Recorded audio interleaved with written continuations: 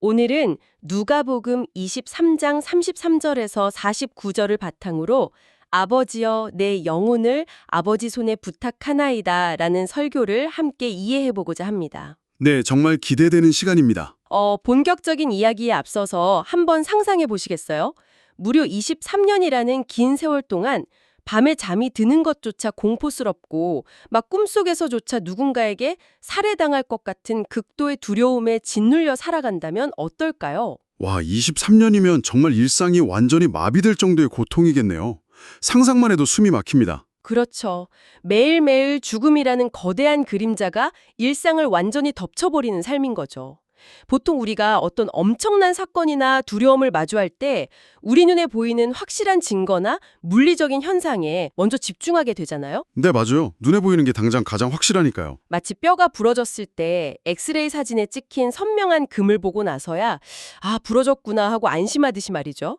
사실 성경 마태복음이 묘사한 십자가 사건이 약간 그렇거든요. 아, 바위가 갈라지고 성전 휘장이 찢어지고 무덤이 열리는 그런 현상들 말씀하시는 거군요. 네, 정확합니다. 철저하게 땅의 관점, 즉 인간의 눈에 보이는 물리적 현상들을 중심으로 그날의 사건을 보도했죠. 하지만 오늘 우리가 함께 나눈 이 설교는 완전히 다른 시야로 우리를 초대합니다. 물리적인 현상을 넘어선 다른 차원이군요. 그렇습니다. 눈에 보이는 현상을 넘어 누가복음이 보여주는 하늘의 관점, 그러니까 하나님의 눈으로 본 보이지 않는 영적인 세계로 안내를 하거든요. 자, 이것부터 한번 풀어보죠. 이 두 가지 관점의 차이를 이해하는 것이 오늘의 설교를 듣고 우리의 영적인 감각을 깨우는 첫걸음이라고 할 수 있습니다. 우리가 눈에 보이는 물리적인 세계, 즉 육체의 고통이나 피 흘림 같은 현상에만 갇혀 있으면요. 십자가 사건은 그냥 비극적인 처형으로만 보이겠죠. 네, 맞습니다. 그냥 한 선량한 인간이 당한 끔찍한 고문이나 정치적 패배로밖에 보이지 않습니다. 하지만 오늘의 설교에서는 이 십자가 사건을 완전히 다른 차원, 즉 영적인 세계의 지각변동이라는 관점에서 조명하고 있거든요. 단순히 성경에 이런 기록이 있다는 지식의 전달이 아닌 거네요. 그러며 우리 마음속 깊은 곳에 잠들어 있는 영혼의 눈을 뜨게 만드는 것이 이 설교의 진짜 목적입니다. 보이지 않지만 훨씬 더 실제적인 그 영적인 세계에서 도대체 무슨 일이 일어났는지를 이해하는 순간 우리의 일상과 죽음에 대한 태도가 완전히 뒤바뀌게 되는 거죠. 맞습니다. 그래서 오늘의 설교에서는 예수님이 십자가라는 극심한 고통 속에서 남기신 세 가지 핵심적인 발언에 딱 주목하고 있습니다. 아, 그 십자가 위에서의 말씀들이군요. 네. 첫 번째가 아버지여 저들을 사하여 주옵소서. 두 번째가 옆에 달린 범죄자에게 하신 오늘 내가 나와 함께 낙원에 있으리다. 그리고 마지막 세 번째가 숨을 거두시며 하신 아버지여 내 영혼을 부탁하나이다 라는 말씀이죠. 그 세 문장이 정말 핵심 중의 핵심입니다. 그런데 문맥을 가만히 살펴보면 이 말씀들 속에 담긴 아버지, 낙원, 내 영혼이라는 단어들이 그냥 단순한 호칭이 아니더라고요. 구약 성경 시대 사람들에게는 감히 입에 올리기도 힘들었던 굉장히 낯설고 이례적인 영적 언어들이라는 점이 눈에 띕니다. 구약의 역사를 되짚어보면 이 단어들이 얼마나 파격적인지 실감할 수 있습니다. 수천 년 이스라엘 역사에서 그 누구도 감히 하나님을 직접 아버지라고 부르지 못했거든요. 그래요? 아버지가 그렇게 부르기 어려운 호칭이었나요? 엄청 같죠. 당시 사람들에게 하나님은 두렵고 떨림으로 다가가야 할 절대자이자 심판자였습니다. 대제사장조차 1년에 단 한 번 지성소에 들어갈 때 자기가 죽을지도 모른다는 공포 속에 발목에 방울을 달고 들어갔을 정도니까요. 와, 친밀하게 아버지라고 부른다는 건 거의 신성 모독에 가까운 거였겠네요. 정확합니다. 그런데 예수님은 살과 뼈가 찢겨나가는 그 끔찍한 고통의 한가운데서 가장 선명하게 하나님을 아버지라고 부르셨습니다. 이건 단순히 호칭의 변화가 아니라 예수님이 철저히 하나님의 아들이라는 정체성을 우주에 선언하신 엄청난 사건입니다. 그렇군요. 아들이라는 선언. 네. 그리고 이 기도로 인해 인류의 죄가 용서받고 하나님께 다가갈 수 있는 길이 마침내 열리게 되었다는 것을 오늘의 설교에서는 아주 깊이 있게 다루고 있습니다. 듣고 보니 마치 아무도 들어갈 수 없는 절대 보안구역에 오직 유일하게 아들이라는 특별 VIP 프리패스를 가진 분이 그 무거운 문을 활짝 열어젖힌 것과 같네요. 아주 탁월한 비유입니다. 그리고 중요한 건 그 문을 열고 혼자 들어가신 게 아니라 우리 같은 평범한 사람들도 뒤따라 들어갈 수 있게 활짝 열어주셨다는 거잖아요. 그렇다면 여기서 자연스럽게 의문이 하나 생기는데요. 어떤 의문이시죠? 예수님 바로 옆에서 똑같이 십자가형을 받던 그 범죄자 말입니다. 그는 평생을 강도질이나 살인 같은 죄 속에서 살다가 끔찍한 형벌을 받고 있었는데 어떻게 그 극한의 고통스러운 찰나의 순간에 마음을 열고 영원한 낙원을 약속받을 수 있었을까요? 사실 상식적으로는 불가능해 보이죠. 네, 숨쉬기조차 고통스러운 상황에서 보이지 않는 사후세계를 생각한다는 게 도무지 이해가 안 가거든요. 그 범죄자의 반응이 사실 인간의 본성과 영적인 깨어남이 교차하는 아주 극적인 장면입니다. 보통 십자가 같은 처절한 고통 앞에 서면 인간은 극도로 본능적이거든요. 막 나를 당장 이 고통에서 꺼내달라고 소리치게 되잖아요. 그렇죠. 이 십자가에서 내려가게 기적을 보여봐라 하면서 즉각적인 육체적 구원만 요구하기 마련입니다. 반대편에 매달려 있던 다른 범죄자는 정확히 그렇게 조롱하며 육체의 생존을 요구했죠. 그런데 구원받은 이 범죄자는 달랐던 거군요. 네, 그는 육체의 고통을 면하게 해달라고 떼쓰지 않았습니다. 대신 자신들을 못 받고 조롱하는 군병들을 향해 아버지여 저들을 사하여 주옵소서라고 기도하시는 예수님의 음성을 바로 곁에서 들은 겁니다. 와, 자기를 십자가에 못 박은 원수들을 용서해달라는 기도요? 네, 피비린내 나는 처형장에서 울려 퍼진 그 이질적인 영적 언어를 듣는 순간 그는 자신의 죄를 직시하고 예수님을 향해 마음을 활짝 연 겁니다.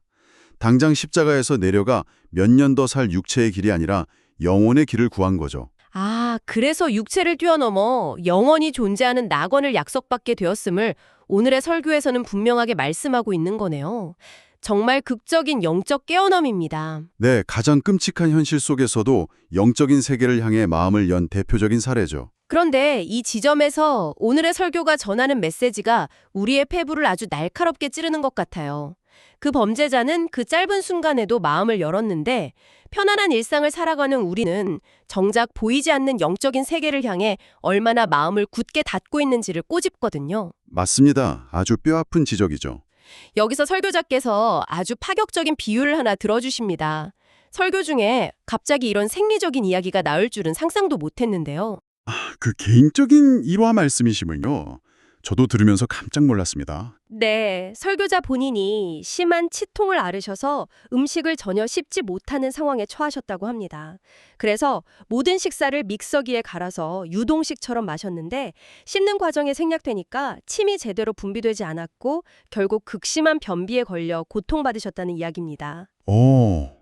언뜻 들으면 강단에서 나누기에는 약간 당황스럽고 원초적인 이야기처럼 들릴 수 있잖아요. 그렇죠. 굳이 변비 이야기까지 해야 하나 싶기도 하고요. 하지만 이것을 더 큰 그림과 연결해 보면요. 이것만큼 우리의 현재 영적 상태를 정확하고 무섭게 진단하는 비유도 없습니다. 여기서 정말 흥미로워집니다. 어떤 연결고리가 있는 거죠? 생물학적으로 음식을 입에 넣고 오래 씹어야 침샘에서 소화효소가 나오고 그래야 위와 장에서 분해하고 흡수하잖아요. 씹지 않고 그냥 삼켜버리면 배변이 돌처럼 굳어져 장을 막아버리는 고통을 겪게 되고요. 영적인 세계도 이와 정확히 일치한다는 거군요. 맞습니다. 진리의 말씀이 들려와도 우리가 그것을 마음으로 깊이 묵상하고 소화해내지 못하면 우리의 영적인 내면은 마치 그 굳어버린 장처럼 카친카친, 그러니까 꽁꽁 얼어붙고 돌덩이처럼 단단하게 굳어버린다는 것입니다. 아, 소화도 되지 않은 음식이 몸을 막히게 하듯 우리도 눈에 보이는 현실에만 집착하면 마음이 굳어버린다는 거네요. 내 통장 잔고가 왜 이러지? 내 몸이 아픈데 신은 뭐 하는 거지? 하면서요. 네, 빨리 이 고난이라는 십자가에서 나를 내려달라고 현실적인 요구에만 함몰되는 거죠. 그러면 영적인 진리는 튕겨나가고 마음은 꽉 막힌 변비한 자처럼 답답해지는 거군요. 정말 탁월한 비유입니다. 그래서 이 굳어버린 마음을 풀려면 하나님의 말씀을 한 번의 이벤트로 끝내는 게 아니라 지속적으로 듣고 묵상하는 과정이 필수적입니다. 오늘의 설교를 듣고 또 들으며 곱씹을 때 그것이 우리의 굳은 마음을 부드럽게 여는 영적 소화제가 되는 것이죠. 반복해서 말씀을 듣는 게 굳어버린 영적 변비를 해소하는 핵심이네요. 자, 그렇다면 이제 우리도 마음을 부드럽게 열고 십자가 위에서 일어난 그 거대한 우주적 사건의 클라이맥스로 들어가 보겠습니다. 네, 가장 중요한 장면이죠. 예수님이 마지막으로 아버지여, 내 영혼을 부탁하나이다 라며 숨을 거두셨을 때 우리 눈에 보이지 않는 영계에서는 과연 어떤 엄청난 지각 변동이 일어난 걸까요? 이 지점이 오늘의 설교가 전하는 가장 장엄한 진리입니다. 오늘의 설교에서는 이사야 25장과 히브리서 2장의 말씀을 인용해서 그 보이지 않는 영계의 비밀을 폭발적으로 선언하고 있거든요. 어떤 선언인가요?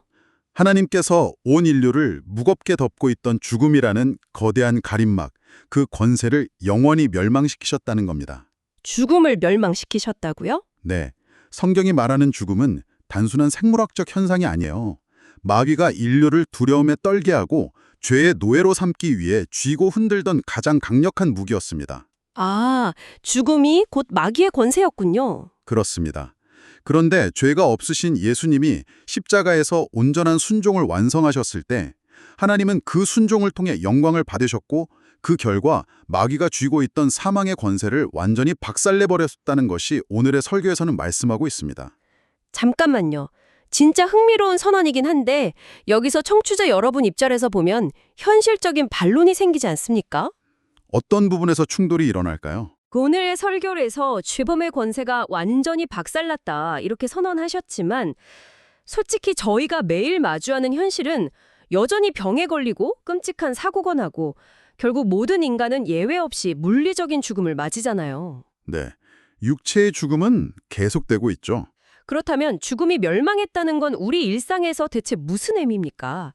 이 설교는 아픔과 현실을 외면하는 종교적 이상주의인가요?